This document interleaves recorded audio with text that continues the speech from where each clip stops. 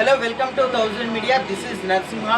ఈరోజు దక్షిణ Telangana power station వద్ద అయితే ధర్నా ఉధృతంగా నడుస్తుందని చెప్పాలి. ఏదైతే తెలంగాణకు సంబంధించినటువంటి ఇంటర్నెట్ సర్వీస్ ప్రొవైడర్లు అందరూ కూడా ధర్నాకి దిగారు. సో ఏదైతే రామంతపూర్ మరణాలకు సంబంధించినటువంటి విద్యుత్ షాక్ ఘటనలో ఇదంతా కూడా జరుగుతుంది. సో ఈ ధర్నా ద్వారా మరి వారికి ఏం తెలియజెప్పాలనుకుంటున్నారు, వారికి సమస్యలు ఏంటి, మరి ప్రభుత్వం వారికి ఏం చేయాలనేది కూడా మరి వారి వద్దకు వెళ్ళి తెలుసుకునేటువంటి ప్రయత్నం చేయాలి. నమస్తే సార్, తెలంగాణ ఆపరేటర్స్ తరఫు నుంచి మాట్లాడుతున్నాను. కేబుల్ టీవీ ఇంటర్నెట్ ఆపరేటర్స్ తరఫు నుంచి మాట్లాడుతున్నాను. గత 2 రోజులుగా హైదరాబాద్లో కేబుల్ వైరింగ్ బాగా కట్ చేస్తున్నారు. అది ఎందుకు కట్ చేస్తున్నారంటే ఎలక్ట్రికల్ షార్ట్ సర్క్యూట్ వల్ల చనిపోయారు మొన్న రామంతపూర్లో 6. కానీ దాన్ని కేబుల్ వాళ్ళ మీద వేసేసి కేబుల్ ఆపరేటర్స్ మీద నెట్టేసి కేబుల్ వైర్ వల్ల ప్రాబ్లం చూపించి మా కేబుల్ వైర్ని కట్ చేస్తున్నారు. అది టోటల్లీ రాంగ్ అండి. అది ఎలక్ట్రికల్ షార్ట్ సర్క్యూట్ వల్ల చనిపోయారు వాళ్ళు. నేను చెప్పొచ్చేది ఏంటంటే వాళ్ళకి కావాల్సింది ఏంటంటే యాక్చువల్లీ ఎవరో చనిపోయారు వాళ్ళ కోసం కాదు ఈ కటింగ్ చేసేది. ఈ లోకల్ కేబుల్ ఆపరేటర్ అనేవాడు లేకుండా వాళ్ళని చేసి ఈ మా సంస్థని కేబుల్ టీవీ అండ్ ఇంటర్నెట్ సంస్థని కార్పొరేట్ కంపెనీకి అప్పచెప్పనికి చూస్తున్నారు. ఆ సంస్థలు కూడా ఎయిర్టెల్, జియో వాళ్ళతో వాళ్ళకి టైప్స్ అయిపోయినాయి. ఇదే కాంగ్రెస్ ఒక 10 years కింద ఉండే, ఒక టీఆర్ఎస్ కూడా లాస్ట్ ఇయర్ 10 years ఉండే. అప్పుడు లేని ప్రాబ్లం ఇప్పుడేమొచ్చింది. ఇప్పుడు ఎందుకు వచ్చిందంటే అప్పుడు కార్పొరేట్ కంపెనీస్ లేవు, ఉన్నా కూడా వాళ్ళ స్టేజ్లో వాళ్ళు ఉన్నారు. ఇప్పుడు కార్పొరేట్ కంపెనీస్ చాలా పెద్ద స్టేజ్లో ఉన్నాయి. వాళ్ళకి మా సమస్యలన్నీ అప్పచెప్పడానికి గవర్నమెంట్ నిర్ణయించుకుంది. కటింగ్స్ ఏంటంటే వాళ్ళ మీద ఉన్న ప్రాబ్లమ్ని మా మీద ఉండటానికి డైవర్ట్ చేస్తుంది గవర్నమెంట్ అండ్ కరెంట్ డిపార్ట్మెంట్ వాళ్ళు కూడా. ఇప్పుడు పోల్ వేయడానికి పర్మిషన్ మాకెందుకు ఇవ్వలేదండి? మేము కూడా 10 years నుంచి అడుగుతున్నాము, అండర్ గ్రౌండ్ పర్మిషన్ ఇవ్వండి, మేము కూడా సొంతంగా పోల్ వేసుకుంటామని చెప్పినాం. మరి మాకెందుకు పర్మిషన్ ఇవ్వలేండి? నిన్నాక మొన్న వచ్చిన జియోకి పర్మిషన్ ఇచ్చేది. మమ్మల్ని బాధ్యుల్ని చేస్తూ మా కేబుల్స్ అన్నీ కటింగ్ చేస్తున్నారు. ఇది ఎట్టి పరిస్థితుల్లో ఒప్పుకునేది లేదండి. లక్షల కుటుంబాలు రోడ్డున పడ్డాయి. అదేవిధంగా హైదరాబాద్లో ఉన్న ఐటీ వ్యవస్థ మొత్తం అతలాకుతలమైంది. హెల్త్ కేర్ ఇండస్ట్రీ, హాస్పిటల్స్ అన్నిటికీ కూడా నెట్టుపోయింది. చాలామంది ఇబ్బంది పడుతున్నారు. వర్క్ ఫ్రమ్ హోమ్ చేసే వాళ్ళు ఇబ్బంది పడుతున్నారు. అందరికీ కూడా చాలా ప్రాబ్లం ఉంది. ఇది గవర్నమెంట్ ఆలోచించి డెసిషన్ తీసుకొని కటింగ్స్ ఆపాలి. ఇబ్బంది ప్రజలకే కాదు, మాకు ఇబ్బంది. మాకేమో ఇన్వెస్ట్మెంట్ అవుతుంది, ప్రజలకేమో పిల్లల చదువులు, నెట్, బ్యాంకులు అన్నీ ఎట్లా రన్ అయితే అనుకుంటారండి. ఇంటర్నెట్ లేకుండా ఇలా హైదరాబాద్ లేదు. మీరు హైదరాబాద్లో ఇంటర్నెట్ ఈ విధంగా అడ్డగోలుగా ఆపేస్తే ఒక పద్ధతి పాడు లేకుండా, ఒక డైరెక్షన్ లేకుండా ఎవరిదో చెప్పినట్టు విని అసలు సంబంధం మొన్న జరిగిన రామంతపూర్ ఇన్సిడెంట్కి మాకు సంబంధమే లేదు.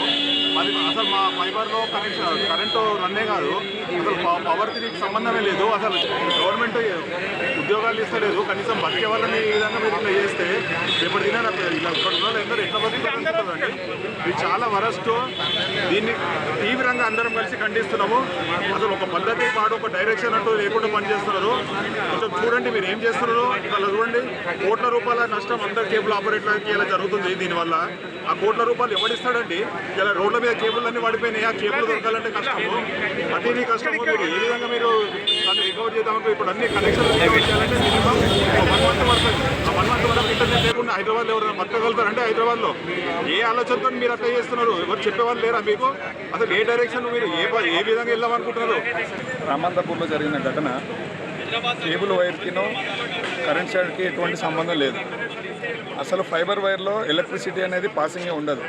ఫైబర్లో ఉండేది గ్లాస్, మన ఎంట్రుకలు ఎట్లయితే ఉంటుందో గ్లాస్ మాదిరి ఉంటుంది. దాంట్లో 11K వైర్ మీద వేసినా ఎక్కడ వేసినా సరే, దాన్ని వేసి పట్టుకున్నా సరే దాని నుంచి పవర్ షార్టేజ్ రాదు.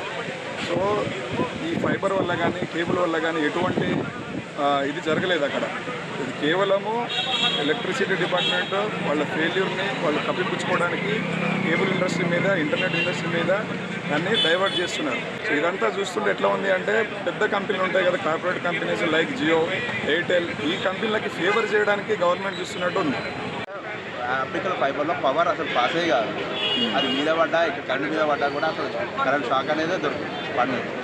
సో రామంతపూర్ ఘటనలో అది పడ్డం వల్లనే కరెంట్ పాస్ అయిందని చెప్పేసి సర్వీస్ వైరు జాయింట్కి టేప్ చేయకపోవడం వల్ల అది తెగి రథం మీద పడ్డది. కానీ ఫైబర్ కేబుల్ ఏమవుతుందండి, దాన్ని పట్టుకున్నా కూడా ఏం కాదు కదా. ఏదైతే ఆ రామంతపూర్ ఘటనకు సంబంధించి మాకు ఎట్లాంటి సంబంధం లేదు, ప్రభుత్వం కేవలం బద్నాం చేయడం కోసమే ఇదంతా చేస్తుంది. ఏదైతే మా సంస్థను సర్వీస్ ప్రొవైడర్స్కి సంబంధించి ఇంటర్నెట్ సంస్థలను ఏదైతే కార్పొరేట్ సంస్థలు ఎయిర్టెల్, జియోలకు అప్పగించడం కోసమే ఇదంతా చేస్తుంది తప్పితే దీంట్లో ఎట్లాంటి నిజము లేదు. మేము ప్రభుత్వానికి అనుగుణంగానే పనిచేస్తున్నాం తప్పితే మా వల్ల ఎట్లాంటి నష్టము జరగలేదని చెప్పేసి కూడా వారు వాదన వినిపిస్తున్నారు.